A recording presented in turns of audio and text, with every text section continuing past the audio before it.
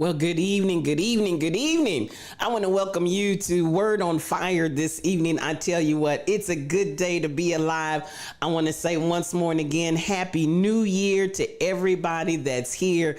KB Browns, I see you driving home, and I appreciate you for popping in while you're riding that train ready to go home. I'm sure that you are. At the end of the day, I appreciate you for being here with us on tonight. Now, to everybody that might come in a little bit later, I appreciate you as well for being here. We're working on getting everything up and running today, and I think I'm in all the channels. For those that are out there in accepted.online.church, you all are with me tonight. So I appreciate you for being here. Mad love to you, mad love to you, mad love to you.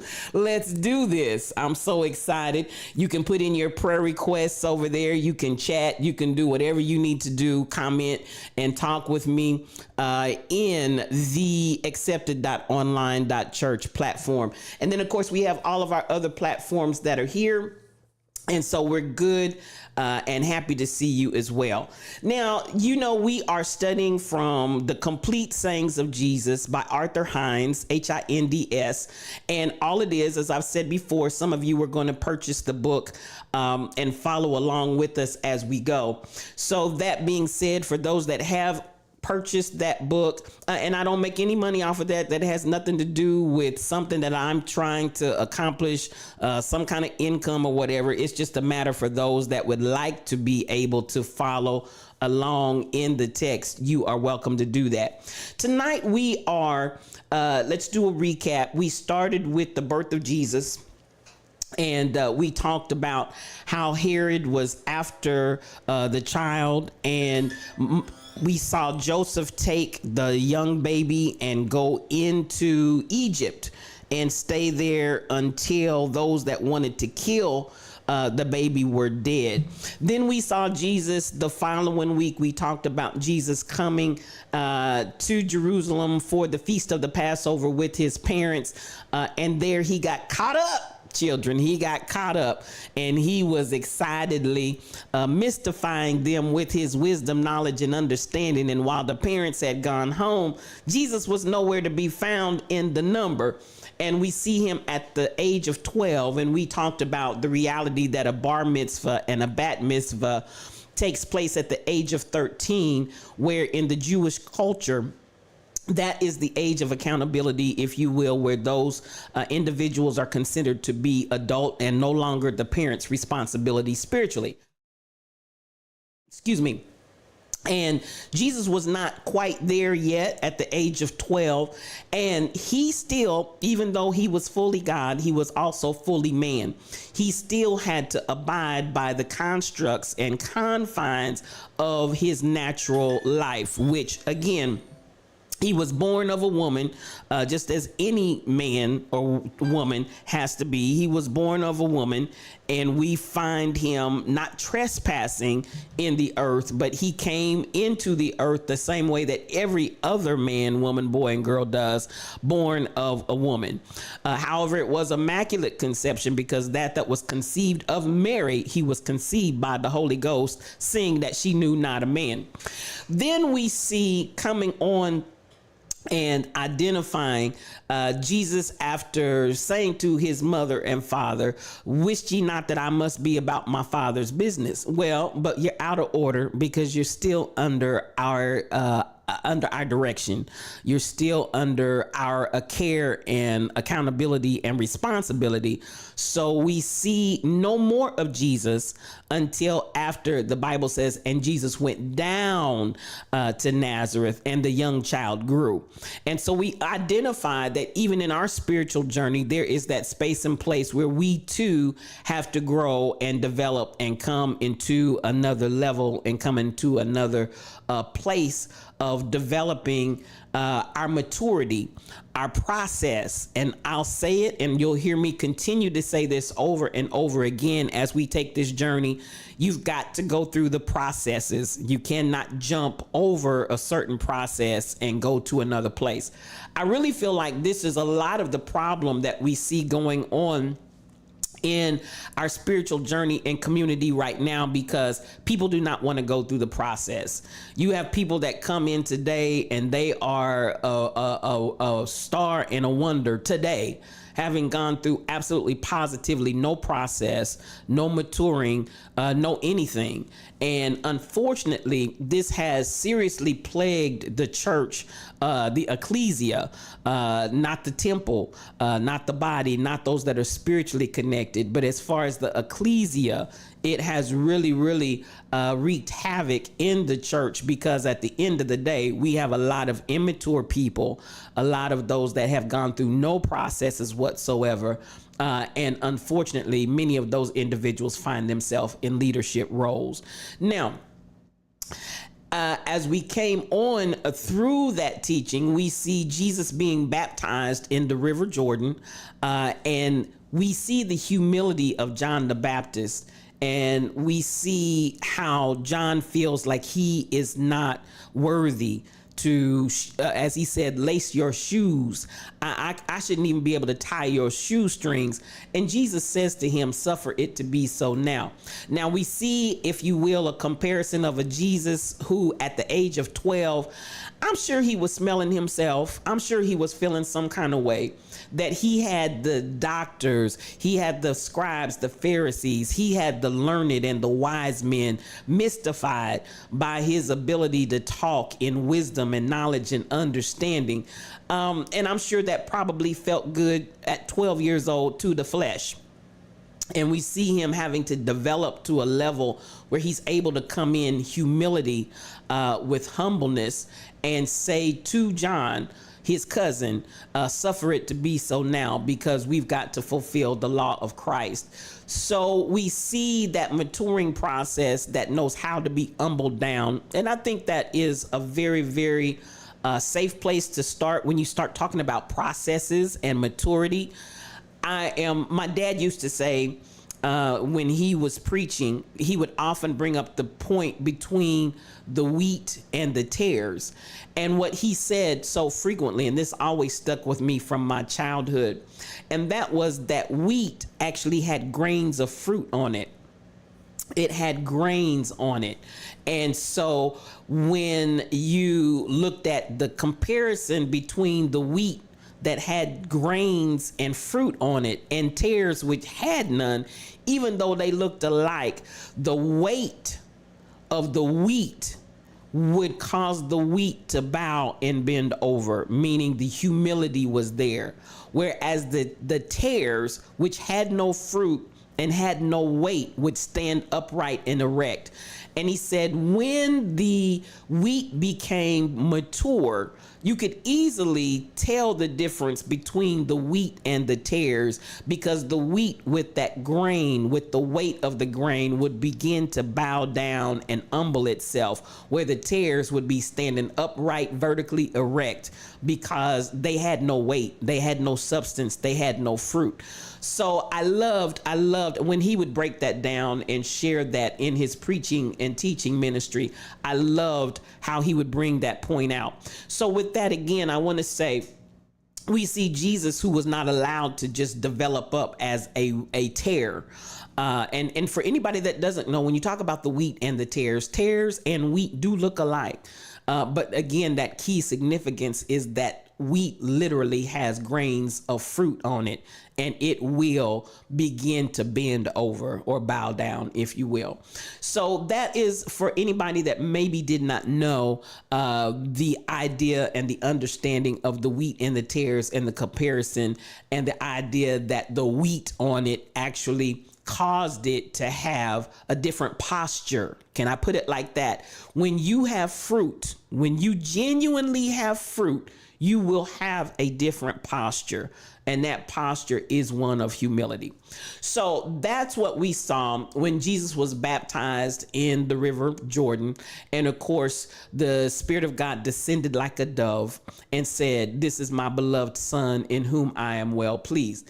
Now, before Jesus gets out and about, and get started moving forth in his ministry, we see him after he is baptized, driven by the Spirit. And I want to emphasize that he wasn't just wandering and flapping in the wind. He was driven by the Spirit into the wilderness. Now, I do want to make this point as well, because I hear this taught erroneously often. And I think, because people don't have an understanding of the land and the lay of the land. And when they say wilderness, they envision this idea of almost like a desert. But a wilderness is just that. If you take the key word and the root wild, W-I-L-D, you have all things wild out there. It's not just a matter of he's in some desert place, but he's literally in the wilderness.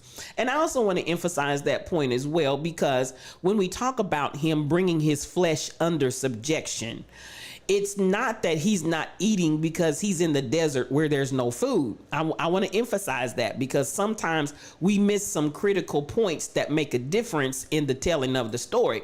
He wasn't just out there in the wilderness, if you will, where there was, or actually in the desert where there was no food and barely any water. He was in a wilderness. Now, a wilderness is literally overgrown and it's full of wild animals. Okay, so let's understand the difference between a desert. He was not in the desert. He was in the wilderness. I emphasize that because he could have gotten water. He could have gotten food. He is literally bringing his flesh under subjection. It's not him in a location where he has no other choice. That's key, because there's a difference between you and I bringing our flesh under subjection and us just being somewhere where we don't have access to something.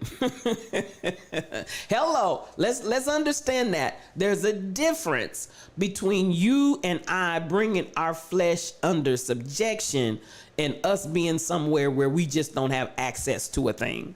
So there is a development of character. There is a development of willpower. There is a development of determination. There is a development of tenacity. And again, I'm going to keep bringing this point that we need to develop in a process. We need to develop in our processes. So he's not just out here where he doesn't have. That's where fasting came from. KB Brown's he wasn't the first to initiate it, but this is something that he did before he ever went out into his public ministry, because it's necessary to be able to bring your flesh under subjection. Now, that's something that I promise you. In these days and times, KB, folks ain't trying to bring their flesh under subjection. Honey, flesh is out of control. Flesh is in control. Flesh is just fleshing. So when you start talking about this concept of being empowered to go out and do what it is you're called to do, there is a process where you need to be able to bring your flesh under subjection, meaning you need to be able to have willpower. You need to be able to have the power to say no. You need to be able to have the power to obey. You need to be able to bring yourself into a place where you are not controlled by your lusts of the flesh, but you are able to control those lusts. Now, even if I go into, and this is spiritual, and I'm not gonna omit this part, because some people are like, oh, I'm not getting ready to do all that. That's old school. Well, that's why people cannot really move and develop spiritually, because they will not develop themselves in the area of bringing their flesh under subjection. Now, and that flesh coming under subjection, I'm not going to tell you what you need to bring it under. I'm going to say, that's where I say anchor the core, KB. That's where I say anchor the core, anchor your core to God. And so what are you bringing yourself under subjection to? Whatever God is telling you to do, not man, not the traditions of man, but whatever God is telling you to do, you need to be able to execute that with obedience. You need to be able to execute that with control of your flesh. So we see Jesus before he ever goes out in public. And I'm going to stress that again, because what is part of the problem that we have going on right now in so-called Christianity, we have people out here running amok who have no control of their flesh, none whatsoever. Honey, flesh is riding, driving, and everything else.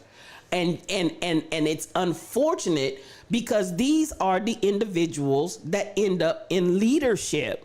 And if the blind lead the blind, everybody's going to the ditch. If the leader can't control the flesh, if the leader cannot have willpower and stay-to-itiveness and tenacity and discipline, the key word, there's one of the things KB Brown's, my father, and I love his old books, and he was a phenomenal pastor and preacher. Good evening, Rebel. I see you. It's good to see you in the house. Mad love to you. KB, my father was a phenomenal preacher, but my father was a reader of books. And even from my youth, before I ever dreamed that I would be in ministry, I used to go and raid my father's books. And one of the books that he had that I absolutely loved, and those old books were great, it was called The Disciplines of Life. The Disciplines of Life. And basically, it deals with this concept. Good evening, Shelly Thunder. So much mad love to you, and Happy New Year to you, fam. Come on in here.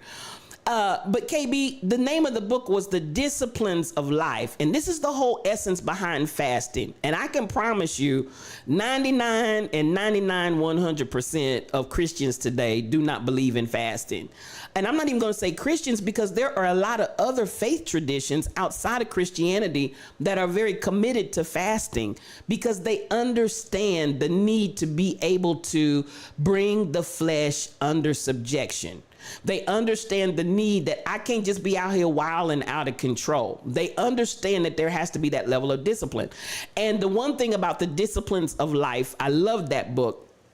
And in that book, it takes the very essence of the idea that the root of disciple is discipline. How can you be a disciple when you have no discipline? And that's a disciple of anything, not just a disciple of Jesus. But again, as I said, there are many faith traditions that move and operate in fasting. And the whole idea, again, is to bring your flesh under subjection, to have and operate in willpower, and to be able to have tenacity and the ability to do or not do a thing. And again, I'm going to keep saying, based on what God is telling you to do. I'm not trying to get into traditions of men, and I'm not trying to get in so-and-so said. I'm really in the anchoring the core mindset. I'm connected and communing with God. And I'll tell you this, KB, and I appreciate you for asking that question. I, as a young person, now our church had a fasting ritual. We had days where we fasted, and that's fine and that's good. I don't have anything negative to say about that.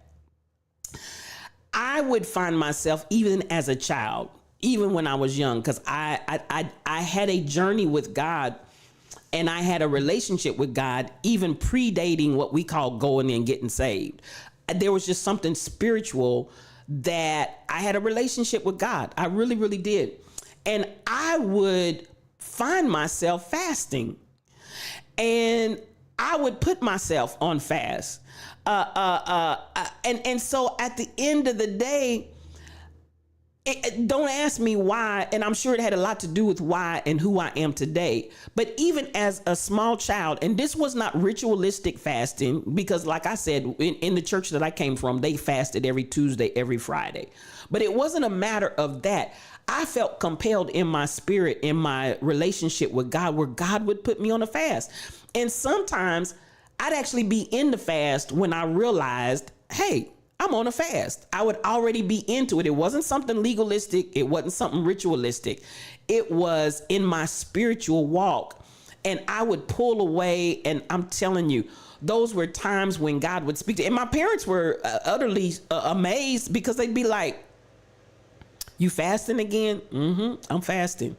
And it wasn't the legalism, it wasn't the ritualism, and they never pressed me. They never pressed me. They never questioned me. They never, none of that. They whenever I was on a fast, once they knew, and it wasn't, I was taught, you don't go out and tell folks I'm fasting, so everybody knows that you're fasting. It was a matter of, you're not going to tear up your face and look like, "Oh my God, I'm starving to death," or to let all the people know I'm on a fast, because as the Bible said, you got your reward already. If that's the only reason why you're doing it, so people can pat you on the back and acknowledge that you're fasting, you already got your reward. But that's not what fasting is about. So I'm telling you, when I look back over my life and I see how there have been mental toughness, times where I had to have mental toughness, times where I had to have spiritual tenacity, times where I had to really, really press for my life, press. I can attribute a lot of that to the discipline of fasting. I really, really can. And so at the end of the day, there's something that is developed, and it is also a spiritual connection. It's not just doing without food, because I'm not the type, I don't get hungry. So it's not like, "Oh my God, I'm about to fall out and faint, I got to eat." That doesn't faze me. But it would always, and let me say this, even to that, as a child, I love TV. I love the telephone. So since fasting from food did not faze me, I was inspired to give up the telephone, give up the television. Something that I was really connected to, something that I was fasting from. It wasn't just a matter of fasting from just the food, which I did, but I also fasted from those things that I loved that seemed like I could not do without. And that was the telephone and the television. And when I tell you, it was in those seasons and times that God would, a lot of the stuff y'all hear me teaching and talking about now, God taught me and showed that stuff to me as a child. I promise you. And it was in that space of bringing my flesh under subjection and communing with God. I'm telling you, that's where God spoke to me. So, I share that here because that's where we are. We're in Matthew, the 4th chapter, verses 1 through 11, Mark, the 1st chapter, verse 13, and Luke, the 4th chapter, verses 1 through 13, for those that are following along in the complete sayings of Jesus. But, I'm going to share that, and everybody doesn't fast. Like I said, probably 100% of Christians nowadays do not fast. And most of them don't even know what fasting is. So I just want to emphasize that. But I can say from that emphasis, I understand why Jesus fasted before he went into his public ministry, because it's preparatory. There's a preparation that takes place. Mind, body, soul, spirit, emotions. There's a preparation that happens in fasting, that it's a spiritual thing. That's all I can say. It is a spiritual thing. And for those that engage in it and have done it not for people to know and not out of ritual, I'm telling, yes, you can actually fast from Twitch. You can fast, and Rebel, I'm glad you said that, because a lot of times you just realize without even paying attention. And that's what I want to say. That's the fast that God has called, not the ritual, not because somebody said so, but I promise you, there were time after time after time that I was into the fast in the spirit before I even realized I was fasting. And I promise you, that's the truth. But when I tell you, God would speak to me and I would see things manifest naturally and spiritually, supernaturally. So I'm telling you. So for those that may be inquiring or wondering about fasting and the power of fasting and how to fast and all of that, I am a believer because I have experienced it.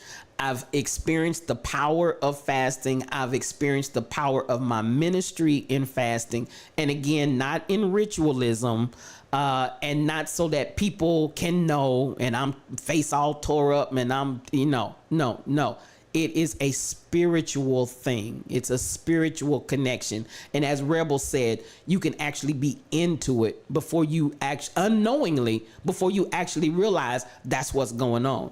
But one way that I will tell you, God will begin to speak to you. Just like here, if we look at Jesus, when Jesus was led of the Spirit into the wilderness, to be tempted of the devil, to be tempted to live backwards. I say EVIL is LIVE backwards. When he was tempted and when he was driven by the Spirit, and I'm gonna make that point again for those that came late. He wasn't in a desert where there was no food and water. He didn't have the opportunity to eat and drink. He was in the wilderness. The wilderness is overgrowth with wild animals and everything else there. That's what a wilderness is. Don't confuse the wilderness with the desert.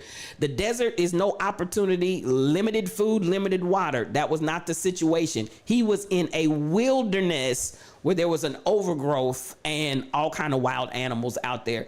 So he had opportunity to eat if he wanted to, but that was the discipline. He was in the wilderness for 40 days and was with the wild beasts. And I want to underscore that because that's why, again, because I've heard this preached so incorrectly, like Jesus was out there in the desert. It was not a desert. It was a wilderness. And even the emphasis, he's out there with the wild beasts and the overgrowth. In those days, he ate nothing. And when he had fasted 40 days and 40 nights, he was hungered. And then the tempter came to him and said, if you be the Son of God. So this whole essence of trying to prove yourself. Listen, deliver yourself from the expectations of people and trying to prove who you are to the people. No, ma'am. No, sir. I don't care if they don't believe on you. I don't care if they call you Beelzebub and everything but a child of God. I had one that came out of my ministry that left my ministry telling folks I was a witch and I was this and that and the other. Baby, I'm not moved by that. I don't care who called me a witch. I don't care who called me Beelzebub. I know who I am and I know what I'm called to. And you will have these places where you're challenged on whether or not I'm going to prove myself. If you be the man of God, if you be the Son of God, you live by every word that proceedeth out of the mouth of God. So you say, I want you to command these stones to be made bread. And Jesus answered him, man shall not live by bread alone, but by every word. So he's manifesting. And again, I'm not going to give into the flesh.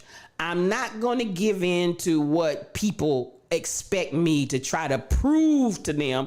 And I tell people in a heartbeat, y'all can accuse me of lying. I don't have nothing to say. Y'all can accuse me of this. You can accuse me of that. I'm not going to waste my breath because I have nothing that I have to prove to you. The only person, the only entity that I'm concerned about when I walk this journey is knowing that God knows me and that I'm in right standing with God. I don't have to worry about whether you believe me or not. And I'm not going to, my mother used to say, I'm not going to waste my breath because I'm going to need that breath one day. And I wish more of you would take that position because we spend so much time, energy, and effort trying to prove to the people. And they already believe what they're going to believe. Ain't no need in you wasting your breath trying to prove anything otherwise because the more you talk, they still going to believe what they believe. Jesus had that position of, I know who I am. And I live by every word that proceeds out of the mouth of God. So yes, I'm hungry, but I'm still disciplined. Yes, I have not eaten, but I'm still disciplined. Yes, my flesh wants to eat, but listen, I'm going into a bigger picture. There's something bigger here. I'm not going to limit and restrict myself by giving into my flesh. So then this is what the tempter comes in Jerusalem, the holy city, on a pinnacle of the temple. Yes, a high place. And what did I say about the wheat and the tares? The wheat, as my father used to teach, the wheat that has grain and kernels of fruit on it, the wheat is going to bend over where the tares are going to stand upright. So this whole haughtiness, this high place, who am I? And I want to show you who I am. He takes him to the holy city of Jerusalem, up on the temple, and says to him, if you be the Son of God, cast yourself down, because he's going to give his angels charge over thee. You going to show the people something. Honey, the angels from heaven going to come down and catch you to keep you in all of your ways, lest you dash your foot against a stone.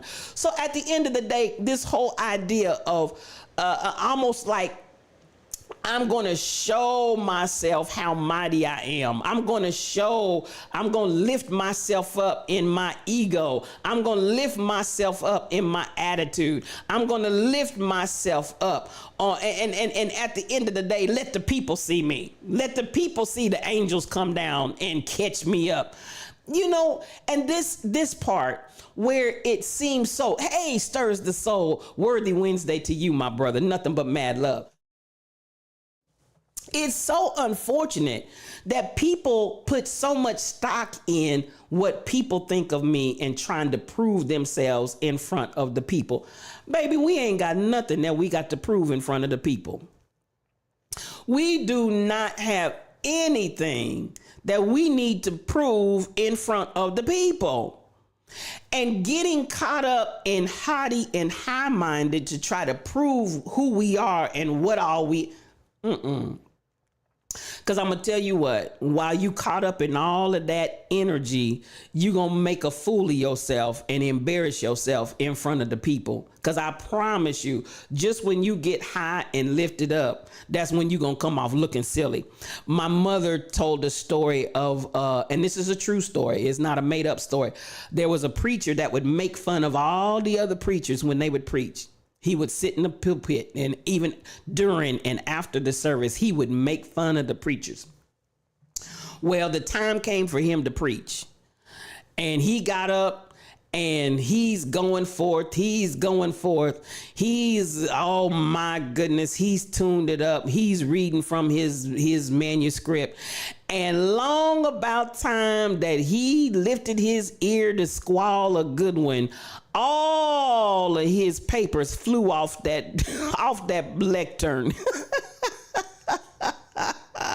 All of his papers flew off that lectern, and he was trying to pull himself back together because he didn't know what to say next. He didn't know his notes. He didn't know nothing. And she said, he stood there and he said, brethren, I done failed.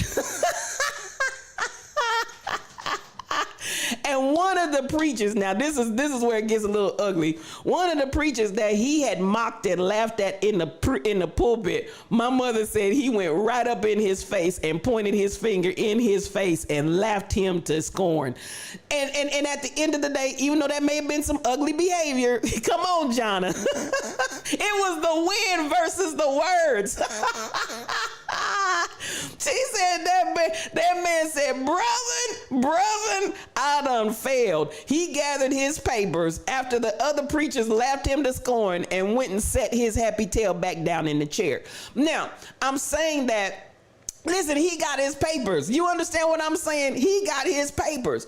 And this is the whole thing, because we're not here to try to impress other people. We're not here to try to make ourselves look like we're all that in a bag of chips, because you will get gone with the wind. Stirs, it was gone. That was the end of that mighty sermon right there. And at the end of the day, it was an awesome lesson in humility. And frankly, my dear, yes, Stirs, yes.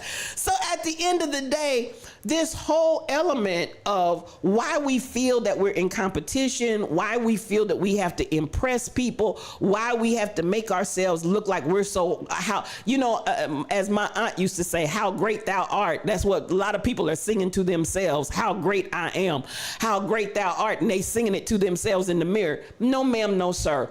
So, and at the same time, when I understand there are seeds of greatness in me, but I'm talking about arrogance. I'm talking about narcissism. I'm talking about attitude of feeling condescending ideas and behaviors and making fun of other people and mocking them.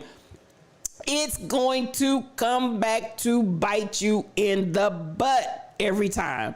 And so at the end of the day, we see this same element. Come on, Stacy 546. So much love to you. And thank you for that resub, because we're building something. So, these are the ways we talk about, well, we see this with Jesus, but how does that apply to me? How can I practically apply that to my life? When you see these kinds of behaviors, and when you see, and those attitudes that we all have to watch, if there's something in me that wants to be puffed up, that wants to, hey, everybody look at me, everybody see me. I do say take up space. I do say shine your light on them, but it's your energy and your attitude. It's your energy and your attitude. What kind of energy and attitude are you coming with? If it's arrogance, that's foul. It's foul. If you are stuck on yourself and narcissistic, that's foul. So, but there is a difference. There's a difference between being sure of yourself and a difference between taking up space, and a difference between being self-confident and people that have a foul spirit. I promise you, there's a huge difference. Once I stepped off the track, I stopped trying to keep up with everybody. Come on, stirs the soul. Because at the end of the day, it's not about a competition trying to keep up with anybody else. It's just not. So I hope that is something that you can take to heart, because at the end, thou shalt not tempt the Lord thy God. Don't tempt me with trying to prove nothing to anybody. And I'm gonna say this even to this. Come on, DJ Armand, so good to have you. The Pharisee mentality will lead you wrong every time, KB Browns. That Pharisee mentality. DJ Aurora Onyx Heart, mad love to you. Come on in here. I want us to understand, your attitude is everything, people. Your attitude is everything. Yes, I do want you to take up space. Yes, I do want you to be self-confident. Yes, I do want you to know that you have seeds of greatness all in you. But at the same time, I also want you to understand, none of us are better than anybody else. It's not that attitude that I'm better than you. I'm more than you. I'm more spiritual than you. Listen, all of that madness, let's leave that. Let's leave that behind and move on to another place. Then again, we see the tempter coming and saying, listen, I'll give you all the kingdoms of the world and all the glory will be yours if you just bow down and worship me. And this part, this in 2024, and hear me when I say this. This is where I want to go with this. Your attitude will definitely determine your altitude all day long, stirs the soul. You better come on with that. This is where I want us to come to a point where stop allowing people to lord over you where you're bowing down to them. Hear me. Stop allowing people, I don't care who they are and what position they hold in your life. Stop allowing people to make you bow down to them. Hear me. I'm going to say this in relationships of all kinds. I'm going to say this, at the end of the day, I'm not getting ready to bow down and worship nobody. And so, what did Jesus say? Listen, other than the Lord thy God, he's the only one I'm serving.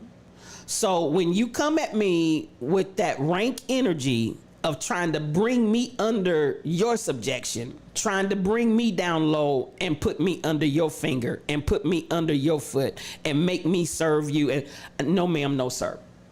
So this is the place even where I say to people of color, no ma'am, no sir. We not serving anybody but God. And at the end of the day, you're not going to bring me down low and make me bow down and scrape. No, I'm not getting ready to do that. To people, I don't care who they are. Sometimes don't we see this going on right now where we've got this push and pull going on in the church where you got pastors and leadership that have made more or less servants out of these people, and the people are being made to bow down to these individuals like we owe them something. I don't owe you nothing, sir. I don't owe you anything, ma'am. At the end of the day, you put your drawers on just like I put my drawers on. What you're not going to do, and I respect you and I reverence you, but what I'm not going to do is bow down and serve you. Whether it's relationships, some of y'all need to parental hold. Some of y'all got parents that are still got a stranglehold over you. And at the end of the day, it's like, no. You're not going to stranglehold me with the idea of you having birthed me into this world. You birthed me into this world, and you were the means by which I got here. But at the end of the day, you will not lord yourself and hold me at bay and lord over me as a grown adult. And I'm talking to grown adults. I'm not just talking to children. There's a time of process. There's a time of maturing. But some of y'all need to put some of your parents in the proper perspective and stop allowing them to lord over you. Some of y'all in some relationships where people are lording over you in that relationship, male to woman, woman to man. And listen, all of it's not men lording over women. I know some women that control some brother and their significant others. This is not your time to be ruled and dominated by anybody. And at the end of the day, other than serving God, everybody else got to stand in line. So that's where I stand with that. Some of these clergy probably put their draws on different. I'm going to say stirs the soul. I'm sure some of them do. Good evening, Crystal Method. Nothing but mad love to you. Come on in here. And I appreciate you for being in the room. DJ Aurora, I see you just got out of that type of relationship. Come through. Because at the end of the day, we are not to be lorded over. We are not to be controlled, manipulated, and dominated. And this is the thing. When you start branching out and you start trying to, listen, Jonna CPW is in here, and she sent me something that has, for years, ever since she shared it with me, has been a blessing to me. Stop setting yourself on fire to keep other people warm. Hear me. I told you 2024 is a year that I do want you to focus on yourself. I do want you to focus on your gifts. I do want you to focus on taking up space. I do want you to focus on shining your light on and just letting your light shine. But at the same time, some of you need to stop setting yourselves on fire to keep other people warm.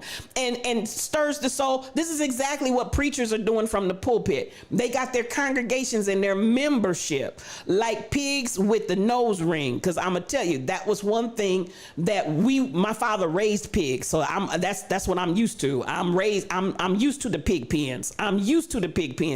And one of the things that I used to watch was when my father and my grandfather would take that utensil down there and they would pierce that pig's nose with that nose ring, because pigs had a tendency when the fences would fall down and they'd run off. The only way you could get those pigs to come back home many times, excuse me, the way we got them to come back home after they had run off from the pig pen, when they got out, as we called it, when the pigs got out, baby, all you had to do was get that nose ring and pull that nose ring. And honey, I don't care if it was a sow, I don't care if it was a boar, I don't care if it was a piglet. When you got that pig by that nose ring, that pig was going to go wherever you went and wherever you pulled that nose ring.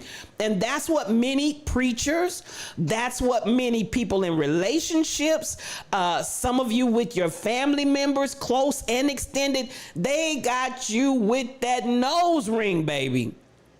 They got you with that nose ring, and they know how to push your buttons. They know how to manipulate you. They know how to get hold of that ring and lead you wherever they want to take you. You don't believe authority exists between spirits. Come on here, but correct me. I'm with you. Listen, at the end of the day, look at Jesus and God. For those that want to look at the Trinity, stirs the soul. You got the Father, Son, and the Holy Ghost. At the end of the day, you don't see them in a power struggle. You never see the Father, the Son, nor the Holy Ghost in a power struggle. It just doesn't happen, because you understand co-equal. You understand coexistence. You understand no one has to assert or put themselves over somebody else when you're secure and you know who you are. Nobody has to be the greater and the other the lesser.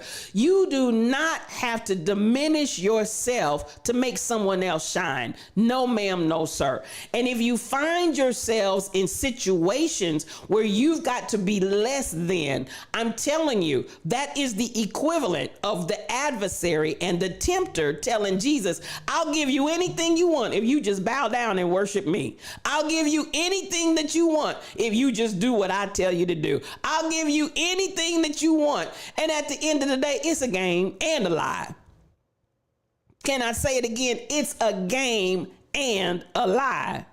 Because no, they're not going to give you whatever you want. They're going to control you, manipulate you, and dominate you and get what they want from you. And then they're going to go on about their business. And at the next time, they're going to come back and pull that ring like, come on, KB Browns. And that's exactly what we used to do with the pigs. And I want you all to get that visual very clear. If you've never seen pigs with those rings in their nose, that's exactly why my father and grandfather and them, I would remember, and you talk about the squealing that would go on. You always knew when it was a day after we got a fresh number of pigs and hogs or babies were born and they were at that point where the little piglets needed to be get that little ring in their nose. Oh, you talk about the squealing that would go on when they put them in them stalls and ran that ring through their nose. But once they got that ring in their nose, you could control them completely and entirely with that nose ring.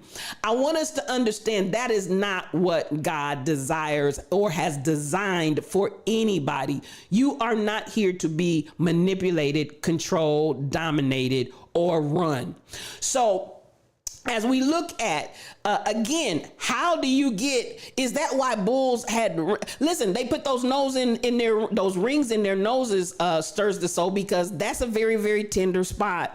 And when you really needed to control and dominate, and lead, if you will, honey, you pull that ring and the fight was over. The fight was over. My father we had a red board. That thing was mean as I don't know what, but baby, you get that nose ring, you gonna get him.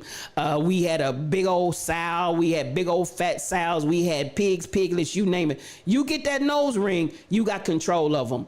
So I want you all to understand this is a season and a time where God is saying, I want you to be free. I want you to have perfect liberty. I want you to understand who you are. I want you to walk in your power. I don't want you to be manipulated, dominated, or controlled by anybody. And I like who asked me that, stirs the soul. When you get in the spiritual realm, this whole thing of authority, baby, listen, it's co-equal in power. God the Father, God the Son, God the Holy Spirit, co-equal in power. Not one of those entities tried to outshine, outmaneuver, overpower the other. It was perfect harmony and perfect unity. And this is the place I want us to get to, where we stop subjecting ourselves. Stop subjecting ourselves to unnecessary pressure and behavior. So what did Jesus say? Get thee behind me. Listen, because I'm only serving God. And that, to me, goes back to that point of what I said. Anchor your core. Get connected to God. Get anchored spiritually. And I'm talking about spiritually. I'm not talking about legalism. Again, I'm going to emphasize there is a power in fasting. There is a reason for fasting. And as I said, from my childhood, even to this day, I'm telling you, there is a spiritual connection. And I don't do it out of legalism, and I don't announce it to the world that I'm in a fast. I just do it when I do it. And as Rebel said, many times unknowingly, I'm in it before I realize I'm actually in it. But it is very powerful. It's very empowering, and it gives you Again, why? What was the fasting for before Jesus ever went out into his public ministry? Because you need to be able to control and dominate your own flesh. You need to be able to bring your own flesh, your own mind, your own thoughts, your own energy. If you out there out of control, my father used to say this: any tool that flies off the handle and cannot be controlled is a dangerous tool. If I got a hammer and the hammer head is constantly flying off the handle, it's a dangerous tool. If I've got a saw, you can go right down and name all the tools that you want to name. Anything that flies off the handle and cannot be controlled is a dangerous tool. And as we understand our purpose and our design here on the earth, we are here to be the salt of the earth. We are the seasoning. We are the flavor. We are the light. I mean, I can give you all kind of analogies of what we are. But if we are that out of control, we are dangerous. The flesh is the only thing we were meant to control. Come on here, KB Browns. You better talk to me and talk good. It's the only thing that we're meant to control. And we're living in and experiencing a generation that has no control. So at the end of the day, when I look at Jesus's fast in the wilderness, and I'm going to bring it up again, it was not a desert, it was a wilderness, because he exercised self-control and willpower. He exercised determination. He exercised the ability to keep my mind, body, emotions, and flesh under subjection, and for me to control it, not for it to control me. That's what he manifested. That's why Peter had to be taught how to harness the passion that was within him, KB Browns. Absolutely. Because I don't care how passionate you are, if that passion is out of control, if that passion cannot be harnessed by you, that's the only thing that you are meant to control is your flesh. If you cannot control your flesh, once more and again, you are a dangerous tool. And Jesus had to go through this process of discipline before he ever went out in his public ministry. Don't get it twisted. And I said it before, I'll say it again. This is much of the downfall that we currently have, because we have people that are undisciplined, immature, and out of control that are in leadership. And so when you have that in leadership, if the blind lead the blind, everybody's going to the ditch. So at the end of the day, before Jesus stepped foot anywhere to work one miracle, before Jesus, what did we see? He humbled himself to allow himself to be baptized by his cousin John. Then immediately he was driven. Again, he humbled himself. I'm going to keep saying that. Humility. Because that's one of the indicators when you are not mature and you're out of control, you lack humility. So he humbled himself and allowed himself to be baptized by his cousin John, and then was immediately driven out into the wilderness to learn how to bring his flesh under subjection before he ever went out and worked one miracle, healed one body, or preached one word. After Jesus had proven himself and the ability for him to control his own flesh, his own mind, his own thoughts, his own urges. Once he had done that, what was the last verse?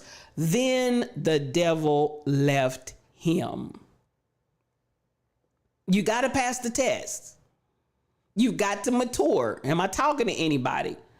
There's a scripture that says, resist the devil and the devil will flee from you. And again, when I talk about evil, E-V-I-L, it's L-I-V-E backwards. E-V-I-L is L-I-V-E backwards. When you get to a point where you are maturing and you are developing and you are growing and you're going through the necessary processes without trying to jump from first floor and the next thing I want to be on the 10th floor, how great I am, how great thou art. No. You got first floor, then you got the second floor, then you got the third floor. Then you might even have a mezzanine. You might even have a landing before you get to the next floor. But you got to go through the processes. You cannot just jump from here to there. And herein lies the problem of modern spirituality. We do not want to go through the process, but you have to. You have to. So listen, we're all still a work in process, KB Browns, and the getting the ability to not fly off the handle is something that many of us need to work on. And it can be, it's like, okay, I've accomplished it at this level, but then as I go higher and hit that next level, I might have to conquer that again at that level. And then I may conquer it there, and then I elevate, and then I might have to conquer it again on the 4th floor, and then get to past the 4th floor, and I go through all the steps, and then I get to the 5th floor, because at that level I have to learn how to subdue it at every level, lest I shipwreck, lest I get out here and get toe up from the flow up. And we be talking about, like that preacher, brethren, I done failed. I have failed. It has to be that process and constantly bringing that flesh under subjection. So I hear you, Shelly Thunder. Catch us on the wrong day. But listen, this is what I want us to understand. That wrong day may be the day. And I'm not saying that with like, I'm not trying to say that with like fear. That's not where I'm going with it. That wrong day may be the day that somebody needs to see me in a certain way. Somebody needs to see me function in a certain way. And this again is why I advocate, y'all do what you want to do. And fasting is not just fasting from food, but just like Rebel said, she found herself fasting from Twitch. Some of y'all may need to turn off Twitch. Some of you may need to fast from the television. Some of you may, like I did as a child, television and telephone. You may need to fast from that. Some of you may need to fast from whatever. There's more to fasting than just food and water. So the idea is to bring yourself into a place where you can control yourself. Bring yourself into a place where you can have the tenacity to press and to keep on moving forward without getting caught up and caught off guard and bent out of shape and flying off the handle, because it can be done. It can be done. And so that's where I want to encourage us, because just the day, and I promise you, because I have been here, I can speak for myself. I've been where just the day that I went off, I went smooth off, there was somebody there that was watching. And you can't take it back. And you can take years to build your character and have less than 60 seconds to destroy it. Do y'all hear me talking? You can take years to build your character and take less than 60 seconds to destroy it. And I'm talking about, hey, come on. I'm trying to tell you, KB Browns, I'm not playing with y'all. This is real talk, because probably my temper and my patience are my 2 areas for opportunity. And that ability, KB Browns, to catch myself flying off the handle is always my area of opportunity. But I promise you, just like my dad said, when that hammerhead flies off the handle, do you realize how much damage that hammerhead can do? Loose off the handle. Do you understand the words that are coming? When that hammerhead flies, and God forbid that it's a sledgehammer, because honey, sometimes listen, KB Browns, but Joanna G, good evening to you. Good evening. So much love to you. There have been times, KB Browns, where I had it wasn't just a regular old hammer, it was a sledgehammer. And that joker got loose.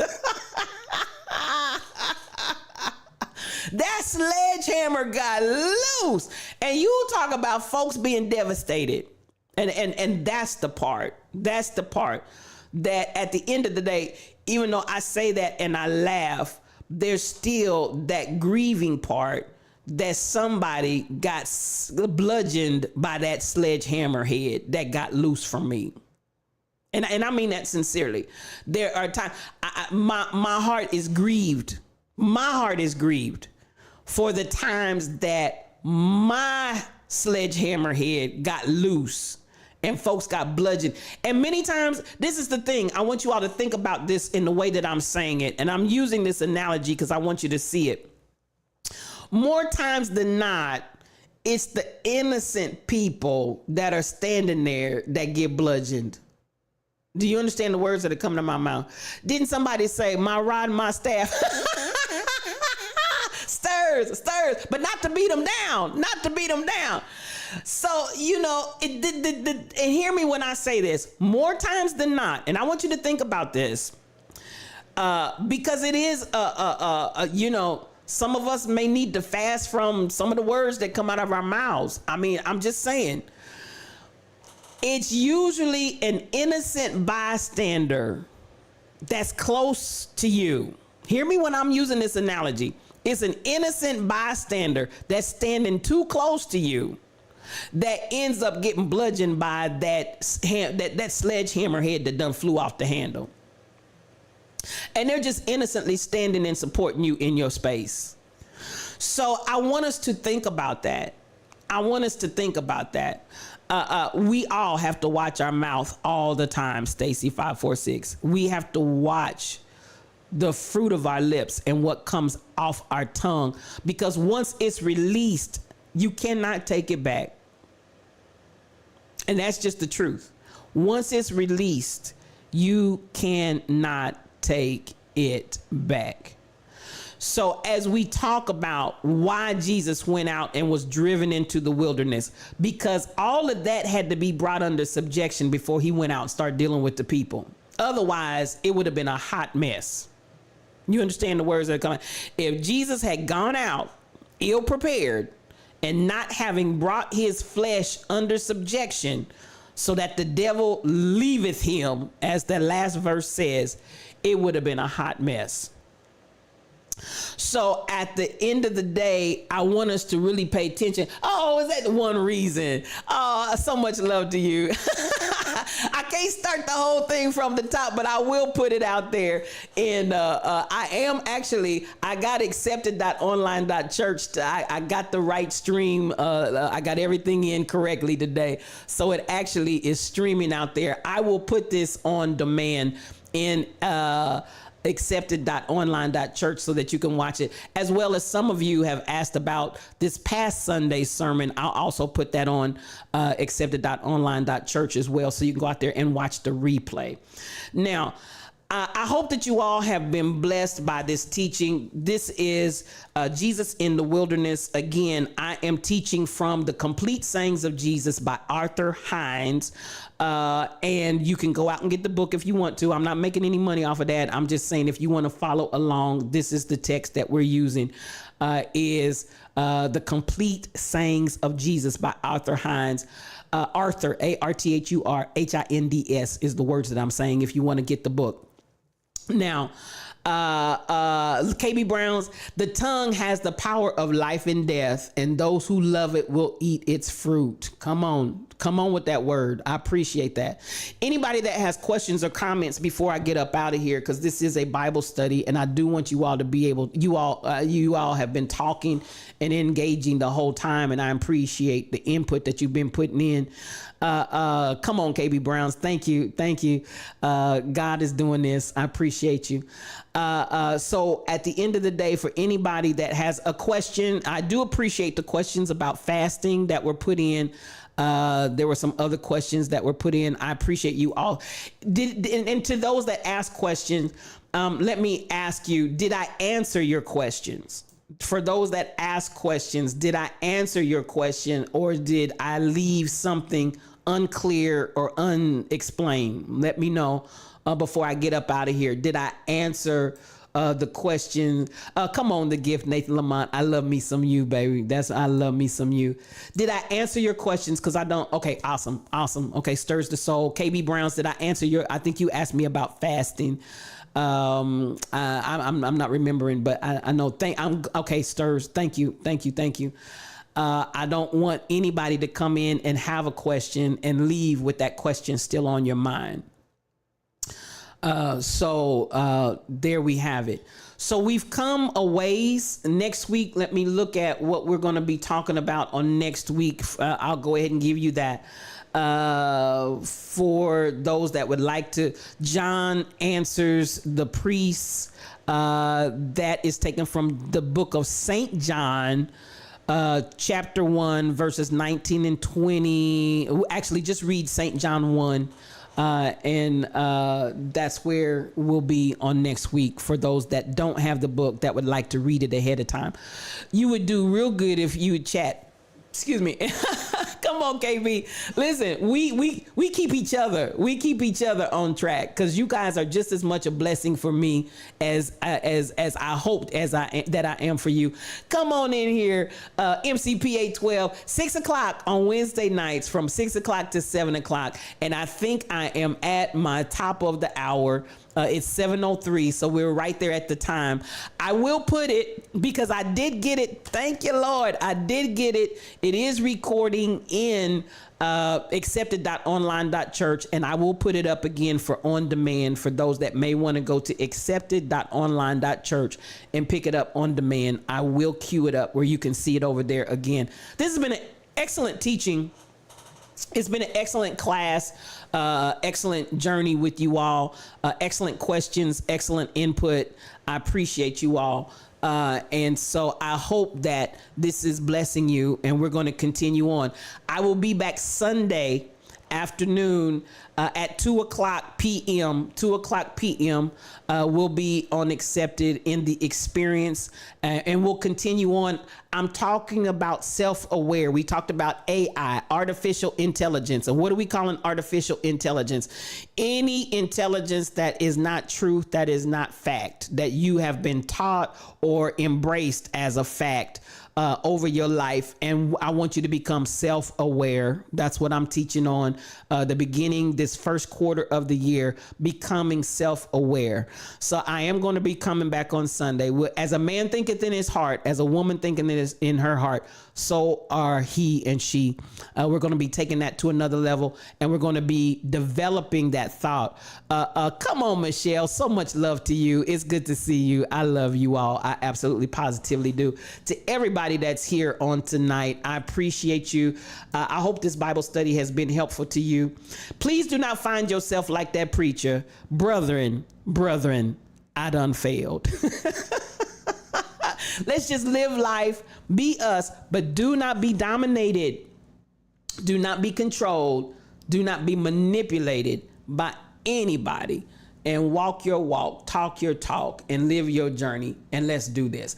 I love you guys. I love every last one of you. Nothing but mad love to you. I'll see you Sunday at 2 o'clock for those that are able to make it back. For those that are not, come back next week at 6 o'clock. I try to start Bible study promptly at 6 o'clock so that we can get in as much as we can of the scripture and ask and answer questions. I love you guys. Have a great night. Peace for your journey.